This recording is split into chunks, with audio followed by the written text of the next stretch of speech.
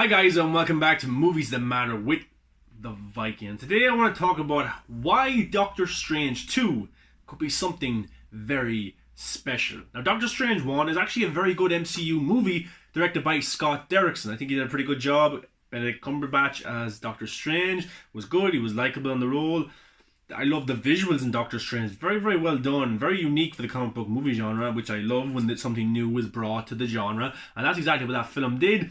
And like a lot of MCU films, they have to stick to the formula. A lot of humor didn't stand. A bit cheesy. And it was outplaced in some scenes. And I think directors just have to deal with it at that stage now with MCU, Kevin Feige, that there is boxes that have to be checked, and that kind of humor has to be checked in every single film.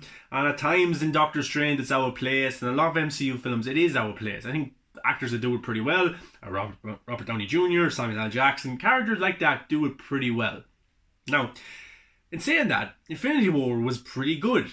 I really like Infinity War. I thought that it went away from its usual formula and it worked, and it brought something interesting to the MCU. And then I think Endgame just went in the complete opposite direction. It's like they got afraid to be too serious. They went back to the one-liners, the jokes, what they did with Hulk, Thor. All that stuff wasn't too good in my books. But Doctor Strange 2 is setting up to be a very interesting film. Now, Scott Derrickson is not coming back. And I think a lot of it has to do with him probably butting heads with Kevin Feige. He probably wanted to do a more serious film, because you look at Scott Derrickson's background, his films have a lot of kind of tone to them, dark elements, but he's a very, very good filmmaker. He really is, and I like Doctor Strange 1. He did a pretty good job, and I was disappointed he wasn't coming back, and he has talked openly kind of a little bit about why he's not coming back. But look, he's not coming back, but the man that is Sam Raimi. Now, Sam Raimi, for me, a brilliant director. And I love Sam Raimi. Why? Because of the Spider-Man films that he directed. He directed 3 of them. My favourite Spider-Man of all time is Tobey Maguire. Absolutely untouched. Love him. Andrew Garfield didn't do it for me. Tom Holland, I think, has the potential to be an unbelievable Spider-Man, but with the material he's working with, he's not going to reach the heights of Tobey Maguire unless that material starts to change. But Spider-Man 2 for me is my top 10 favourite comic book movies of all time. Spider-Man 1 isn't too bad. Spider-Man 3 isn't the best, but I was disappointed he never got to come back for a part 4, because I thought he could have made up for the part 3. And look, he had some very interesting concept ideas going forward, but look, it didn't work out, and he went away from comic book movies. But now he is back for Doctor Strange 2. It's a pretty strange, no pun intended, take for him to do.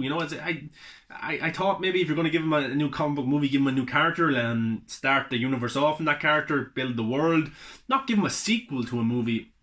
But he's doing Doctor Strange 2, and I think it has the potential to be a very special film. Why? Well, look at Sam Raimi's filmography, and then look at his comic book filmography.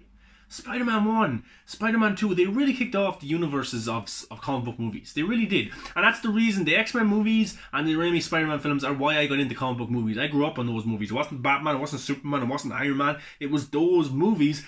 And to this day, I watch them and I love those movies, and I have a soft spot for them. It's Sam Raimi's direction. He brought a lot of heart to the Spider-Man trilogy. A lot of heart. That is lacking in some comic book movies right now. It was a Spider-Man film, but it was more about people and character studies, and about how people deal with situations, deal with death. Spider-Man dealing with trying to be this hero, but not hurting the people that he loves. But he can't tell the people that he loves who he is. Those acting scenes with Tobey Maguire, Aunt May, all those characters did a pretty good job, and I had a lot of heart for those characters, and that's probably what saved the third movie. Third movie isn't great, but we have heart, we know who these characters are, we care for these characters. But Doctor Strange 2 is going to be the multiverse of madness. Now, it's probably kind of taking off the Flashpoint element of introducing older characters, like Michael Keaton's coming back, Ben Affleck's coming back, and it's probably going to bring other characters from outside the MCU and inside the MCU back into Doctor Strange 2 and showcase that and kind of go through different timelines and stuff like that. DC probably shouldn't have showed their hand and told everyone what they were doing. Now Kevin Feige, just like Batman vs Superman, has something to go up against that with the multiverse of madness. So there were big rumours coming out that Tom Cruise, who was rumoured to be Iron Man back in 2008, went to Robert Downey Jr., he could appear in a cameo role as an Elseworlds Iron Man. Emily Blunt showing up as Black Widow because she was considered for that role, and also Tobey Maguire to return as Spider-Man. Will we see the 3 Spider-Mans in this film? Will Andrew Garfield, a lot of people are playing for him to come back. That would be interesting. And then Tom Holland to come into the equation. But I think Sam Raimi, with the talent that he has as a director, with the relationship that he gathers with his actors, I think Doctor Strange 2 could be something special. I think he'll get a lot more freedom than, say, Scott Derrickson or the other MCU directors, because it's Sam Raimi. Sam Raimi is very well respected.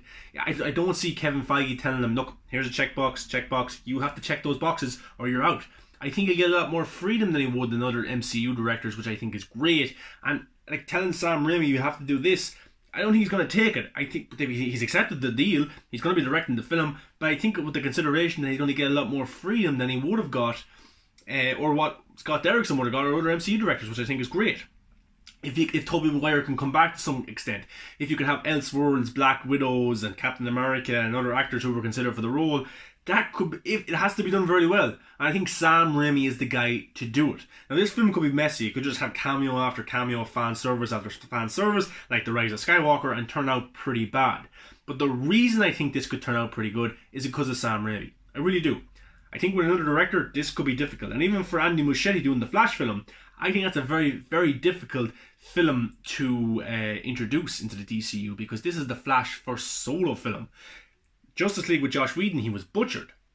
But we have the idea who Doctor Strange is and what Benedict Cumberbatch's incarnation of the character is. We've seen him in Infinity War, we've seen him in Endgame, we've seen him in Doctor Strange 1. That's 3 times we've seen the character, so we know the character. There's not much world building to do with Doctor Strange 2. You can introduce these characters, you can introduce the multiverse of madness. You think Scarlet Witch is going to appear as well. You can have all these characters appear, and you can still make it a very, very good film, because we're not reliable on, who's this Doctor Strange character, like we will be in the Flash film, where we have to be convinced that Ezra Miller is a good Flash. So if Tom Cruise comes in for a cameo, which I kind of doubt, but if he does, that's the talk going around. If Emily Blunt comes in, if John Krasinski comes in, he was considered for Captain America as well, or Thor, one of those characters. If they do bring those characters in, on the surface, it seems very messy. It seemed like, is that too much for just a sequel to a superhero film? Can you bring all these elements into this movie? I think Sam Raimi can. You look at the visual effects have changed dramatically since the Sam Raimi Spider-Man days. Some of the effects is pretty good, and I think what the effects that they got right was the Spider-Man suit. Absolutely brilliant. The other fight scenes and stuff, at times poor CGI, but again, they were learning about the visual effects. It was early in those days, guys, early 2000s, but now it has progressed so much. We've got brilliant visual effect artists, we've got brilliant cinematographers, we've got brilliant, and even Sam Raimi he has evolved as a director over time. So I think he'll be biting at the chops to get at this movie and look at the new technology that is brought to light today, and especially the technology that the MCU directors make. Now, a lot of the MCU films aren't really cinematic per se in terms of what Scorsese would say, but I don't mean in terms of the quality of the films. I'm talking about how the films are shot. Sometimes the editing in the MCU, sometimes the visual effects is very poor, sometimes the actual acting scenes, the dialogue between actors is poor enough. Now, with Sam Raimi coming into that, a director who did the Spider-Man trilogy, but it wasn't known for its visual effects, it really wasn't known for its fight scenes, it was known for the acting between the actors and the character development that we got to see, and us actually caring for the characters. If Sam Raimi can bring elements from that from the Spider-Man trilogy over to Doctor Strange 2, where we care for Doctor Strange, we care for the surrounding actors, the surrounding characters, the acting scenes have weight to them, the dialogue is brilliant, then I think this could be in line to be a special film, but also one of the best MCU standalone films, even though it has other characters in it. Sam Raimi can bring that to the MCU, which I think has been lacking for a very, very long time. But guys, that's why I think Doctor Strange 2 could be something special. If you can get Tobey Maguire back, some capacity, Andrew Garfield, Tom Cruise, if Emily Blunt, if those characters, rumoured characters, are to come in, even talks of Hugh Jackman's Wolverine, which would be a fascinating and brilliant. I'd love to see Hugh Jackman come back one last time to interact with Marvel characters, but we'll have to wait and see. But I think Sam Raimi coming into the MCU is big for the MCU, and I hope he gets a lot more freedom than the other MCU directors, gets to do his own vision. And for me, that has the potential to be a unique MCU movie, but also a unique comic book movie, because I think the MCU is lacking in kind of diversity in terms of its filmmaking style, and too many times is sticking to that damn formula. When they go away from it, it works for them, and that's why they do it. But when they go away from it, they make very, very good films, whether it be Black Panther, whether it be Captain or Infinity War. That's the films that have weight with them, and that's what Sam Raimi can bring to the MCU. Guys, let me know your thoughts. Sam Raimi coming in to direct Doctor Strange 2. Do you think it has the potential to be special like I do? Do you think they're going to try too much? Do you think they're copying the DCU? Do you think too many characters is not going to work? We want to see a Doctor Strange film? Let me know. Give a like, comment, subscribe. Come follow me on all the social media. Come talk about the one thing we love, which is movies. Until next time, guys, the multiverse of madness is happening, and anything can happen.